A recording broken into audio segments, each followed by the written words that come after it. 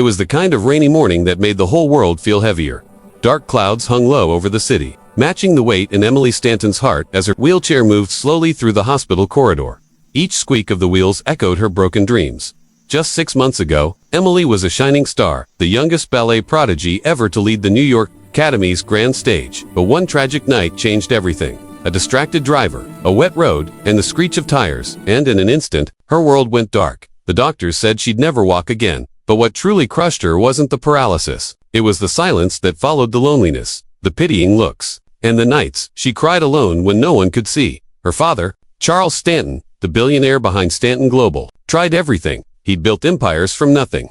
But this was something his money couldn't fix. He flew in world-class specialists, bought cutting-edge technology, even converted part of their mansion into a rehab wing, but nothing brought her back to life. Every day, Emily spoke less, smiled less, and drifted deeper into a world of quiet despair. And that's when Charles made one final decision.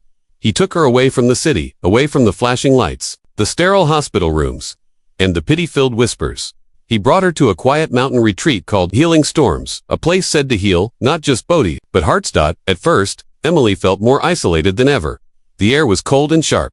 The staff were kind, but distant, like they'd seen too many stories like hers before. Then, on the third day, something unexpected happened. A little boy appeared beside her wheelchair as she sat outside, staring at the misty treetops. He couldn't have been more than 6, with freckles like scattered stars and a cowlick that refused to behave. He looked at her wheels, then at her eyes, and said softly, "My dad says you're sad. He helps sad people. He helped me when Mommy went to heaven."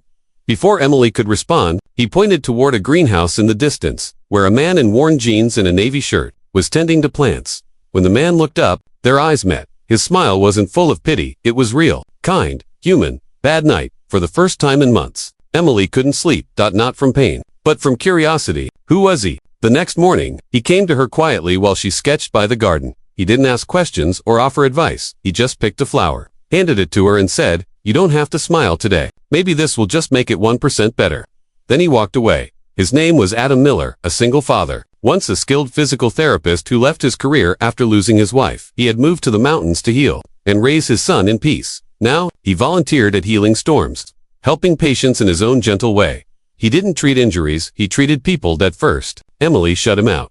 She stayed silent, threw sarcasm like shields, and hid behind her pain. But Adam never pushed. He simply stayed nearby, tending to plants, laughing with his son, sharing quiet space.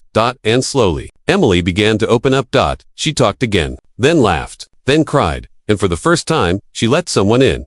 One misty morning, Adam said softly, "Your body's waiting for your heart, and your heart's waiting for permission to believe again."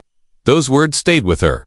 A week later, Emily agreed to try something new. Adam recreated a ballet studio for her mirrors. Soft music, the faint scent of wood polish, everything that once made her feel alive. He didn't ask her to walk. He asked her to remember who she was. It was painful, slow, and exhausting, but it awakened something in her. And one golden morning, as Adam held her steady, he whispered, "Let's try to stand." Together, her legs trembled, but didn't collapse. She stood for 3 full seconds as she cried, not from pain, but from hope. Charles couldn't believe it. He'd hired the best experts money could buy, and yet it was this humble man who made the impossible happen. When Charles asked, "What makes you think you can fix her?" Adam simply replied, "I don't see her as broken. I see someone who just forgot how strong she really is." That day, everything changed. Progress came slowly. Some days forward, some days back, but Emily never felt alone again. And one crisp autumn evening, as the sun melted into the horizon, she took her first 5 steps unaided. Adam's son cheered. Charles wept. And Emily smiled through tears, believing, truly believing, in tomorrow. If this story touched your heart, please take a moment to like, share, and subscribe to Pure Hub Kindness, because your support helps us spread hope, healing, and the reminder that sometimes the smallest acts of kindness can lead to the greatest miracles. Tell us in the comments what part of this story moved you the most. Your words help us bring more kindness into the world. Would you like us to share part 2, where Emily decides to help others find hope again?